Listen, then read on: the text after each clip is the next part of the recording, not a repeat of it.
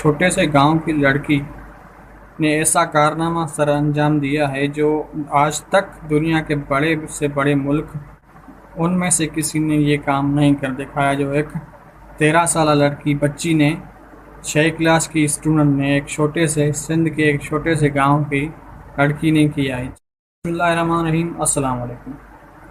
آج سندھ کے لیے، پورے یا کہیں پاکستان کے لیے ایک خوشی کا دن ہے۔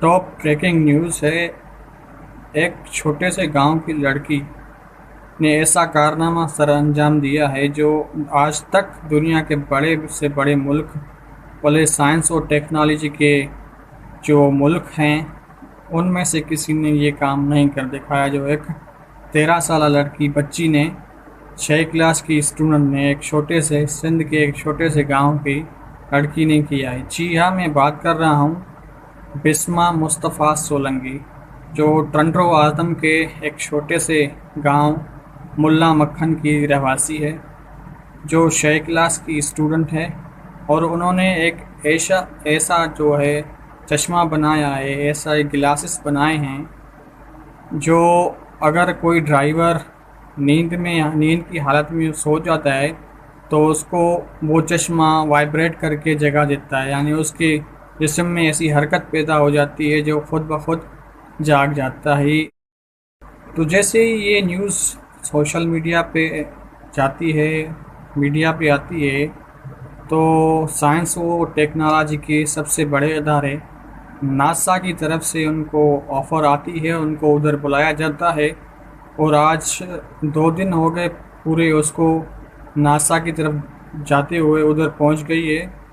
تو ایسا کارنامہ پاکستانی کر سکتے ہیں انشاءاللہ العزیز۔ جو بڑے بڑے دعوے انڈیا کر رہا ہے، ان کے دعوے دھرے کے دھرے رہ جائیں گے، اور جو یہ چاند پہ جانے کی باتیں کر رہی ہے، پہلے تو ایسا ممکن ہوگا نہیں کہ یہ ہمیں نہیں لگتا کہ ان کا یہ جو بھی ہے سفر تکمیل تک جا پہنچے گا، لیکن اگر پہنچ بھی جاتا ہے نا، تو جو اگلا وار ہے نا وہ ہمارا ہی ہوگا انشاءاللہ۔ دیکھیں، پاکستان میں کسی چیز کی کمی نہیں ہے۔ دیکھ، 13 سال کی بچی، 6 کلاس کی اسٹوڈنٹ اگر یہ کام کر سکتی ہے تو سندھ کے پاکستان میں دوسرے لوگ کیوں نہیں کر سکتے؟ یہ ہمارے لیے ایک فخر ہے، اور ہمارے لیے فخر کی بات ہے۔ ہم گزارش کرتے ہیں ہاتھ جوڑ کے، جو سندھ میں رہنے والے سندھی جو ہیں، دیہات کے ہیں، گاؤں کے ہیں، ان کو بھی گزارش کرتے ہیں کہ اپنے بچوں کو پڑھاؤ، اپنے بچوں کو پڑھاؤ۔